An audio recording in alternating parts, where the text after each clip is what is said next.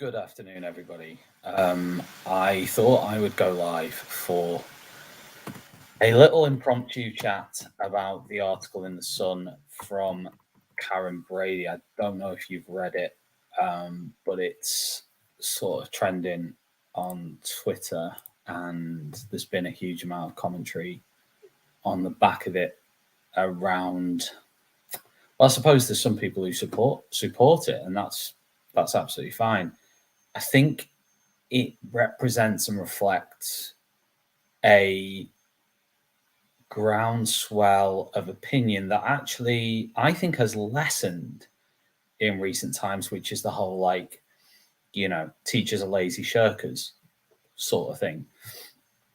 And I do think the pandemic did, at least temporarily and potentially even now, change some attitudes, in the sense that I think people started to understand through homeschooling maybe some of the facets of the job of teacher, right?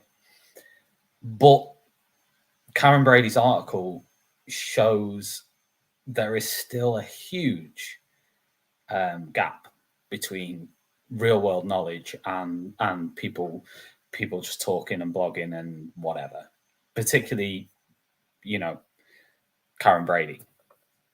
But there's many others like Karren Brady. There's many others who aren't celebrities who think these same things.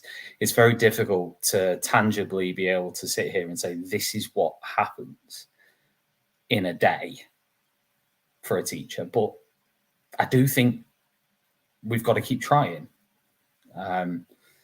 to do that, because I mean, the first thing I thought I'd start with is the headline of the article that she wrote, which is "Striking teachers are failing the kids they're supposed to help. They should find another job." She goes on, "Just what lessons are the nation's children likely to learn from their striking teachers right now? That turning up to school isn't important, that education doesn't matter, that money is more important than principles." And she goes on, as pupils prepare to take the GCSEs, tens of thousands of members of the NEU have swapped the classroom for the picket line in the long-running pursuit of a bigger pay rise. She then moves on from strikes, and she says, "But any educator worth their salt should be desperate to connect with these long-suffering students and get their young lives back on track." It goes on. Now, this is the bit that's interesting, because then she goes on to sort of how great the job is, essentially. She says, like many public sector workers, they cite the current double-digit inflation rate, claiming that since 2010, their wages have fallen by almost a quarter. Well, I don't know if it's a quarter, but I think if you look at by any measure, teacher salaries, I saw a graph that compared teacher salaries to all the other public sector jobs, and teachers in real world pay cuts have suffered the most from all those jobs. I've seen that graph. I don't know if anybody's seen it or can share it, but it's there. It's out there. There's evidence. She goes on, "Regrettably, real-term pay cuts are being experienced by almost everyone right now, in the private sector too. Perhaps, but private sector, there are a lot of private sector companies out there where bonuses and expenses and all these other things are given out willy-nilly. I'm not at all suggesting that there aren't private sector companies and businesses that are struggling, but to suggest that, listen, if the private sector wasn't as appealing as it is compared to teaching, then there'd be more people in teaching. There wouldn't be this crisis in trying to get people to actually go into it. By the way, you can comment on YouTube if anyone's watching this out there. Probably not, but if you are, you can write a comment on YouTube and say hi. The next bit, she says, is the only way to fix the problem is to sit tight and hold on over the certain knowledge that supersizing everyone's salary will drive inflation far higher and make us all poorer in the long run. And forcing parents to take time off to care for children who should be in school isn't doing the economy any favors either. If teachers quit in the numbers that they are, and if teachers continue to join the profession in the numbers that there will not be enough teachers left to teach Karren's children and other children around the country. Um,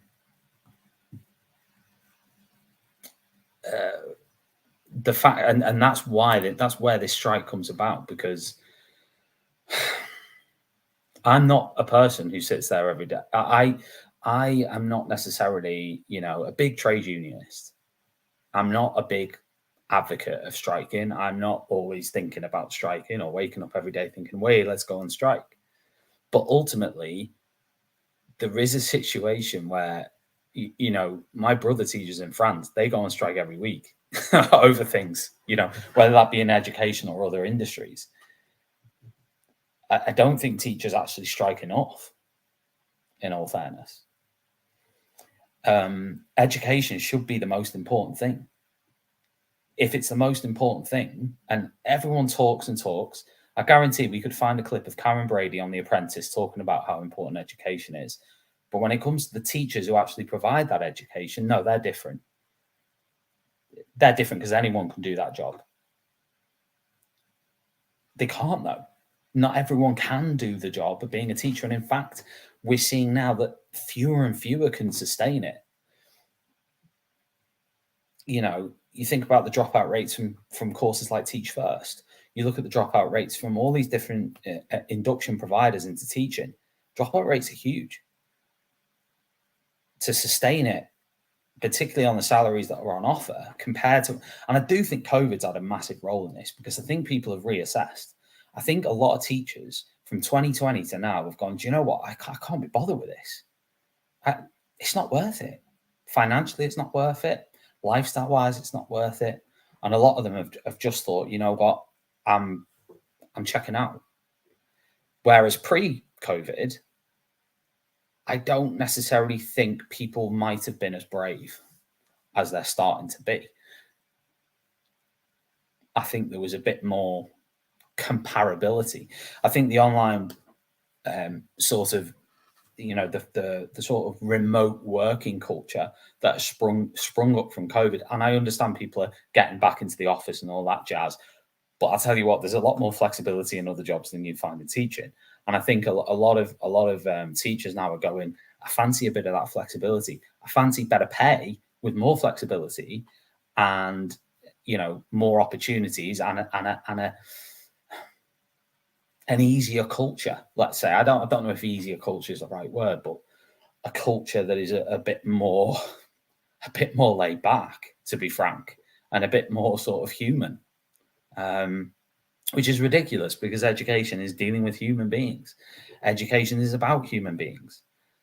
So to say that teachers are leaving for more sort of humane cultures and better ways of human beings working together is quite mad, isn't it? Because surely in education you would find that. But I genuinely think that's I think COVID has had that knock-on effect where a lot of people have seen the big wide world out there, especially with the way a lot of companies are now working, the salaries that are available. And teaching for a lot of people is just not worth it. It's just not worth it. So so Karren Brady, you are wrong. And if you look at the sort of, as I say, the people leaving the profession, the people coming in, you will soon realize that if all the people you want to leave teaching left, there would literally be no one to replace them. And I very much doubt you're going to be replacing them yourself. And she mentions head teacher pay. Yeah, okay. Not everyone's a head teacher. And, the proportion of head teachers versus everybody else is like 0.8% or something. And actually, for the job that head teachers and school leaders have to do, and I'm talking about in school head teachers now, the ones who are actually there every day, it's a hell of a job. It's a hell of a job. You only have to look at the recent NAHT conference to hear from head teachers who are thinking about Ofsted coming in to realise the sort of pressure that you are under, on top of the day job of trying to run a school. It's interesting. She said teachers also benefit from job security. Okay. So do a lot of other jobs, but okay. Clearly defined career paths with rapid progression. Clearly defined career paths with rapid progression. Rapid progression because there's nobody left to fill roles above people. So people are being promoted within 6 months to a year of being in the school. That's why there's rapid progression, because there's no one. The people above are always quitting. So if you can sustain it, then yeah, you can move up. You can, but but that's because so many people are leaving. Pensions have taken a hit, but I respect that bit. The teacher pension is still a good pension.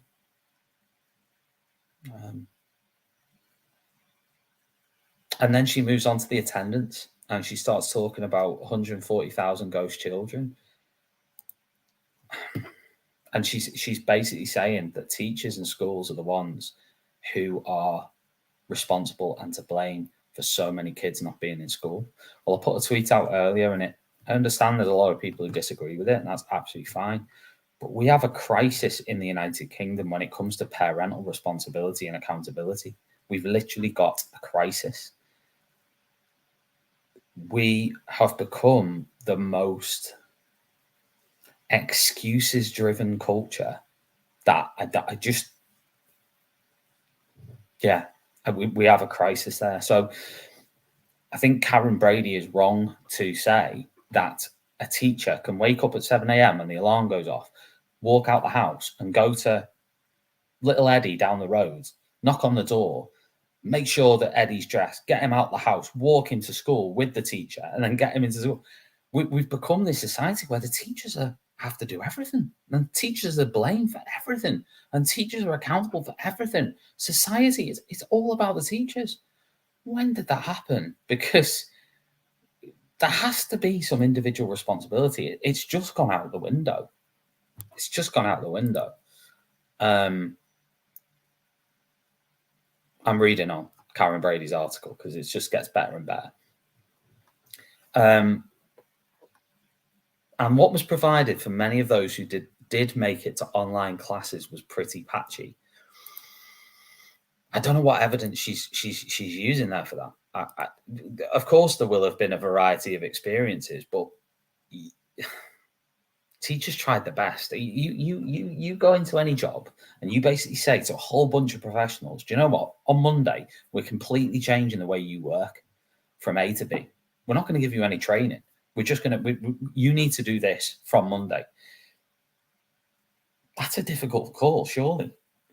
Of course, there's going to be a variability of quality, but again, the suggestion that, that it was sort of the teacher's fault and teachers were being lazy or teachers were chilling or whatever, it's completely wrong.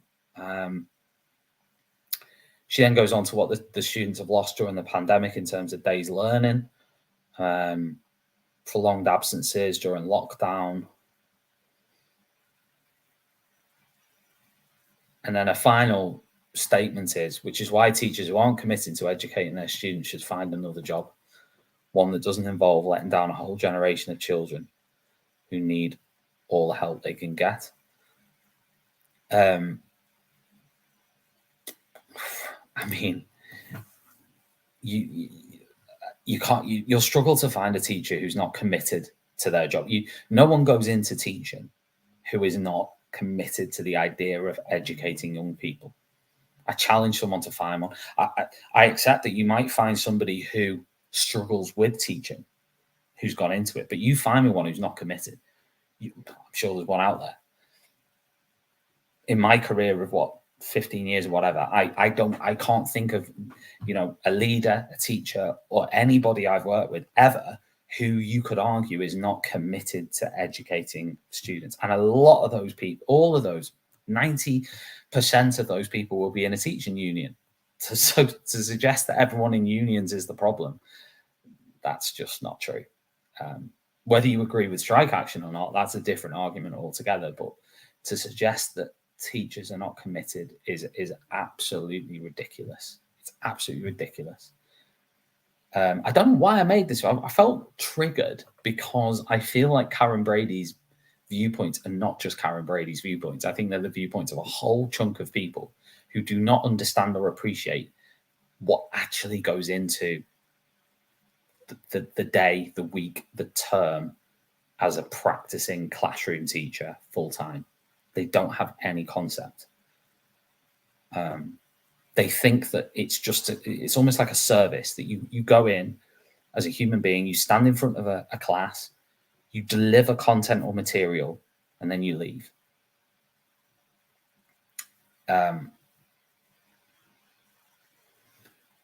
It's very hard to explain to someone like Karren Brady in a singular lesson of 60 minutes how much can happen and how much challenge you as a teacher have to face if you are not working in a school that's leafy and like Hogwarts.